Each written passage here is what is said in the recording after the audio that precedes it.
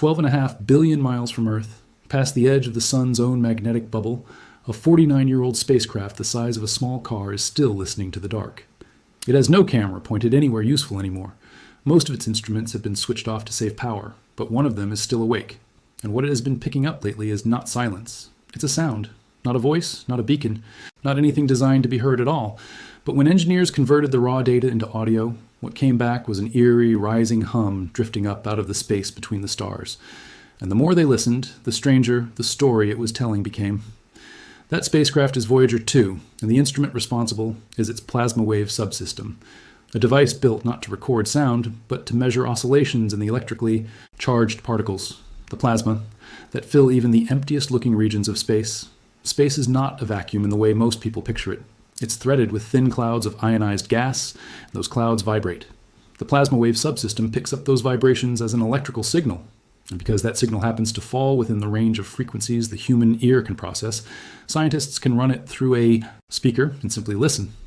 What comes out sounds less like static and more like something breathing. To understand why this particular hum matters, you have to go back to where Voyager 2 actually is. Launched in 1977, months before its twin, Voyager 1, it spent its first 12 years doing what no spacecraft had ever done, flying past Jupiter, Saturn, Uranus, and Neptune in a single continuous tour, discovering new moons and rings along the way, and sending back the first close-up. Images of worlds humanity had only ever seen as points of light. Once that tour ended, Voyager 2 kept going, aimed at nothing in particular, simply outward. In November 2018, after 4 decades of travel, it crossed the heliopause, the boundary where the sun's outward-blowing stream of charged particles, the solar wind, finally gives way to the thin, cold plasma that fills the space between star systems. Voyager 1 had crossed that same boundary 6 years earlier, in 2012. Together, the two probes are the only human-made objects that have ever operated in interstellar space, and they are still, more than a decade later, the only ones sending data back from it. That data is precious for a very specific reason. Nobody has ever built a working model of interstellar space using an instrument that was actually there. Everything astronomers know about the plasma between the stars, before Voyager, came from indirect measurements, light, passing through it, radio waves bending around it, mathematical inference. Telescopes on Earth or in orbit can watch starlight scatter and dim as it filters through distant clouds of gas. And from that scattering, astronomers can estimate density and composition from millions of miles away. What they can't do is put a probe inside the cloud itself and simply measure. Voyager's plasma wave instrument is the first direct microphone ever placed in that environment, and it has been recording almost continuously for years in a region of the galaxy that would otherwise remain entirely theoretical. The plasma wave team's data doesn't behave the way anyone expected going in. Inside the heliosphere, the tones the instrument picks up sit low, around a few hundred hertz, consistent with the thin, fast-moving solar wind. The moment Voyager crosses into interstellar space, the pitch jumps dramatically higher into the range of 2 to 3 kilohertz, evidence, on its own, of denser plasma. Don Gurnett, the University of Iowa physicist who led the plasma wave team for decades, described the transition as the clearest signature they had that the spacecraft had actually left the sun's influence behind. It wasn't a single clean note either. It arrived, first, as isolated bursts tied to specific eruptions of solar activity. Outbursts on the sun, called coronal mass ejections, that take a year or more to travel outward and eventually ripple through the interstellar plasma, the same way a struck tuning fork rings a nearby glass. Each time one of those shockwaves reached Voyager, the plasma around the spacecraft would resonate, and the resulting tone would spike, hold, and slowly fade. What has kept researchers listening long after the initial discovery is a second signal, quieter and far more persistent, buried underneath those occasional bursts. Rather than short, dramatic events tied to solar storms, this is a nearly continuous low hum present in the data almost all the time, rising and falling in pitch instead of switching on and off. Cornell researcher Stella Ocker, who worked through years of Voyager plasma wave recordings hunting for exactly this kind of pattern, found that this weaker, steadier tone could be used the same way the loud bursts had been, as a measure of how dense the surrounding plasma is, except it doesn't require a solar storm to show up. It's simply there, all the time, letting scientists track density continuously instead of waiting for the next eruption from the sun to light things up. And what that continuous signal revealed was not a stable, settled interstellar environment. It showed density climbing, sharply. According to Ocker's analysis of the data, electron density around the spacecraft began rising in 2013 and had increased roughly 40-fold by the middle of 2015, a striking, sustained trend, not a one-time blip. That is the part of the signal that qualifies honestly as disturbing, not because it hints at anything otherworldly, but because it complicates a picture scientists thought they had settled. For decades, the working assumption was that the heliosphere is a relatively smooth, predictable bubble, thinning out gradually as it presses against the surrounding interstellar medium. A steadily climbing density reading, sustained over years rather than tied to a single storm, suggests the boundary the Voyagers crossed isn't a clean edge so much as a turbulent, uneven frontier, shaped by forces still not fully mapped. If the environment just outside the solar system is more variable than the models assumed, that matters for more than academic curiosity.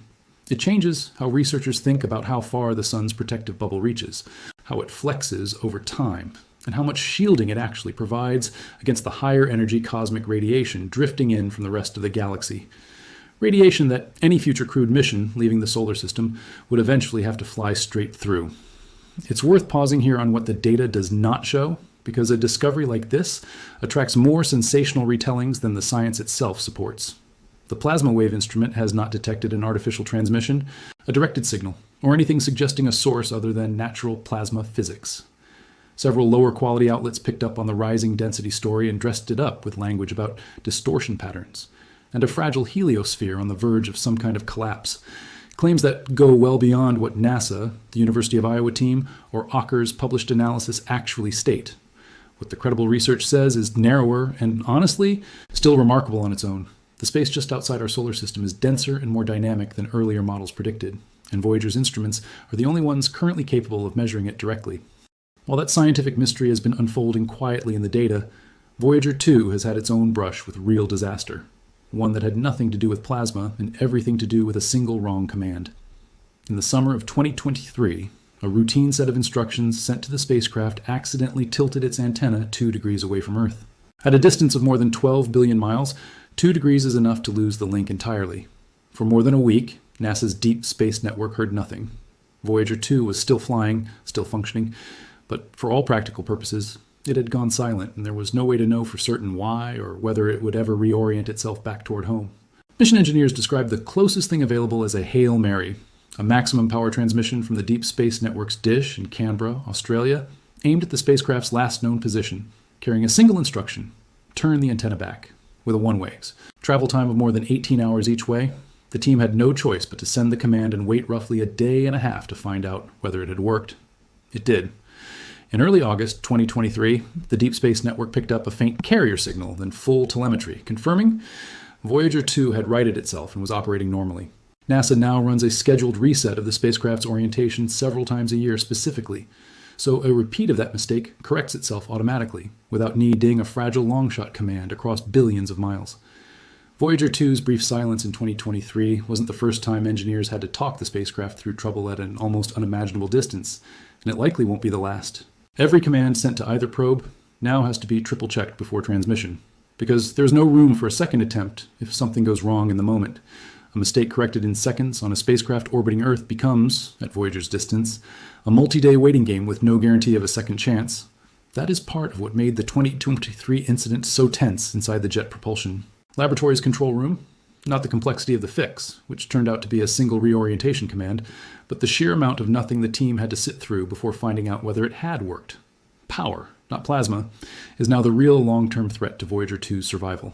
Both Voyager spacecraft run on radioisotope thermoelectric generators, devices that convert the heat of decaying plutonium into electricity, and that heat has been fading, predictably, since launch.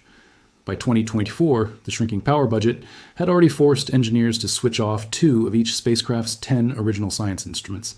Without further intervention, Voyager 2 was projected to lose yet another instrument before the end of 2026. Rather than accept that loss, engineers at NASA's Jet Propulsion Laboratory devised a maneuver internally nicknamed the Big Bang, simultaneously powering down a pair of heaters and an old backup tape recorder no longer in regular use, swapping them for lower power alternatives, while keeping the spacecraft's fuel lines just warm enough to avoid freezing solid, which would permanently end its ability to maneuver.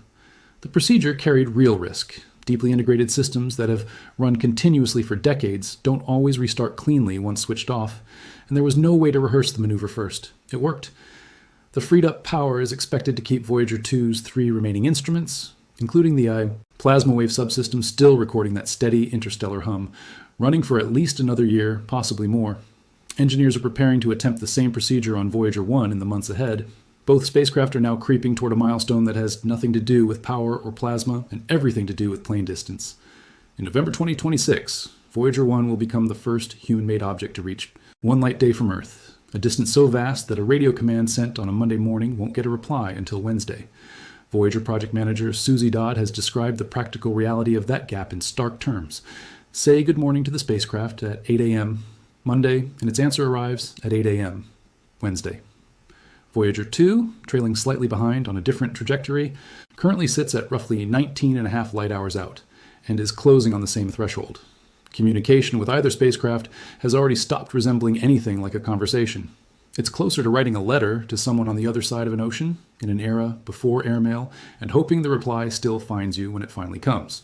There's a strange kind of loneliness built into all of this. Voyager 2 is not exploring in any active sense anymore. It isn't choosing a direction, adjusting course, or reacting to what it finds. It is simply falling outward on a trajectory set decades ago, its remaining instruments recording whatever drifts past, its data crawling back across the widening gulf at the speed of light because nothing travels faster. And yet the passive, almost accidental record-keeping has done something no deliberately designed mission ever managed. It has let humans, sitting in a control room in California, listen to the actual sound of the space between the stars, instead of only calculating what it should theoretically sound like. None of that dims the appeal of the sound itself. Somewhere out past the edge of the sun's influence, a nearly 50-year-old machine is still quietly recording the vibration of gas so thin it would register as an almost perfect vacuum by any standard on Earth, and turning it into a signal human ears can process. It isn't a message. Nobody sent it on purpose, and nothing out there intended for it to be heard. But it is real data, gathered by real hardware, decades past its planned expiration date, describing a region of the galaxy no other instrument has ever reached.